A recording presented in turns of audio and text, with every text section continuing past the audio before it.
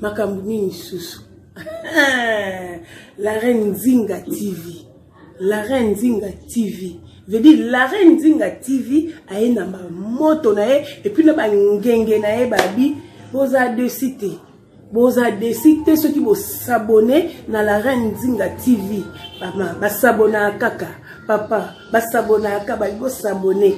Kande balobaka bokoto na la Reine Zinga TV yemabe bo mona ba star bino bolingaka bo mona penza bozo be lubu ya kano bozo be mission ndenge na ndenge ba télé-réalité hein ya ba star na bino bo sepela en tout cas ngade na s'abonner kitikali. Oui, bambote na biso, ba boa tarde, ba guten tag, ba bonjour partout beaucoup amis. Bon, nazotinda mbote na nga epa ya kato kunga de Atlanta. Yo yebi kaka. Yo yebi karamingi te yonde sponsor ya la Reine Nzinga TV. Donc nzambe kaka abate la biso. Après nazo pesa susu Flora Anastasia pa yo zali bambote na yo epa yo zali. Bon, nazo pesa batu oyo bazo sala ke po ete la Reine Nzinga TV e kende liboso yango na ye po na remercier bino. Après na bosanité bino nyonso poso na bino banotanga ba kombo e kokoma ke la Reine yozo pona kaka batu yango na kati ba mbote na bino nyonso bato balandaka la Reine Nzinga TV. Bon, lelo la Reine Nzinga ye pote to solo la. Bon, nalinka na loba. Ezana batu mususu soki avandi ye moko azomituna. Oh, Nzambe, pourquoi nasala nini na mokili oyo ponga na mona ka pasi? Pourquoi Nzambe seki otaisanga mukongo? Nzambe nanga nasala nini na mokili oyo? Ngaka mna nyoka maka, ngaka boye. Non, eza bongo, oui, eza na tangu mususu pe. Tuko kozala pe ki tovandi, tozo raisonner. Nzambe aza papa na bolingo. Soki ke ozmoni ke loko moko ezo marcher bien te na vie na yo. E senga rapena tangu mo pe vandi yo moko ozotuna pe Nzambe ezalaka très bien.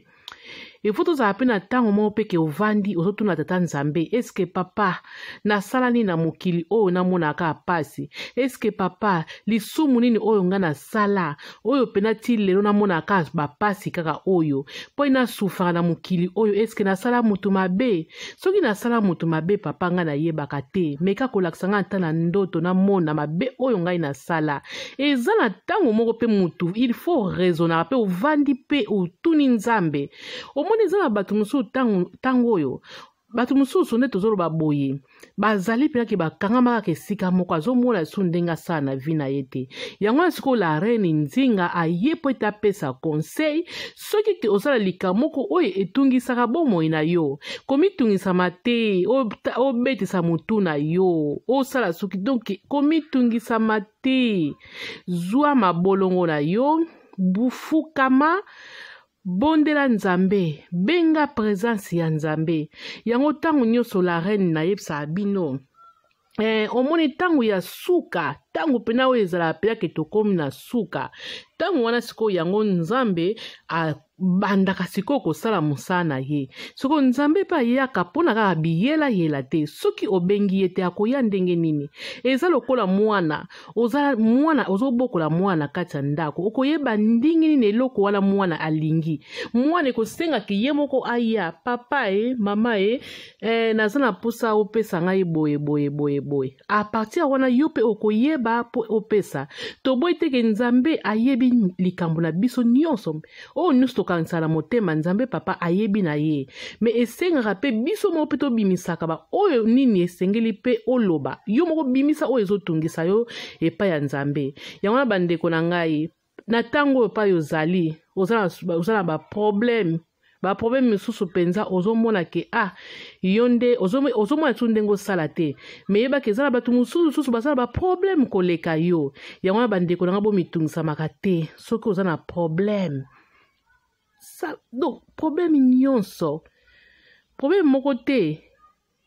Oyo ezala mokili oyo bazula yango solution te likambo nyonso na mokili oyo bazula yango ka solution soko ndenge nini yo kozwa solution na problème na yo soko osololi te esenga fo solola soko osololi okozwa nini solution na problème na yo yango na bandeko na lelo oka na yeka mpona teya bato bamona kevi na bango esuki ezala mwasi ezala mobali ngai la reine napesa conseil kote mibale boka tene na tie foto oyo ezaka basi kaka na mibali pe mwasi ezala mobali likambo nyonso ekoyela yo tuna nzambe po ye nde moto atia biso na mokili oyo na mokili oyo ezala moko te moto aponaka biso tozala mokili oyo donc biso basi tobotaka kaka mobali apesi zemi mwasi oboti me nzambe ayebaka deja ke oyo azobotama wana aza nani po biso nyonso towuta epai ya tata yango na eloko nyonso oyo ekotungisa bomoi ya moto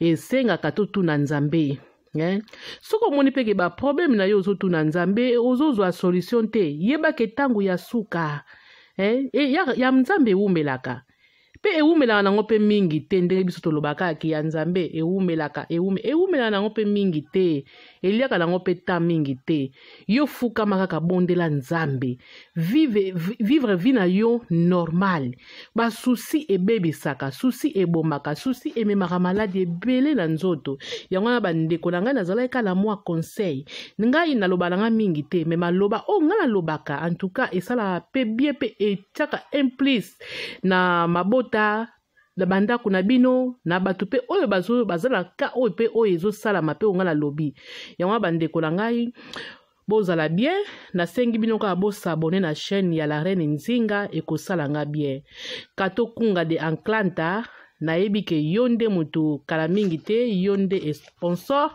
ya la reine Nzinga TV tika ete nzambe asunga biso tosimba site oyo ekende liboso nazala kondima yango wana bambote mingi na bato nyonso oyo bazosoutenir nga bokontinue kaka kosabone po ntango bozosabone na canal ya la reine Nzinga TV na site na nga oyo ekopesa ngai so courage mpona bimina bino masolo ebele merci tika ete nzambe azala na biso nalingi bino mingi babizu ebele bizu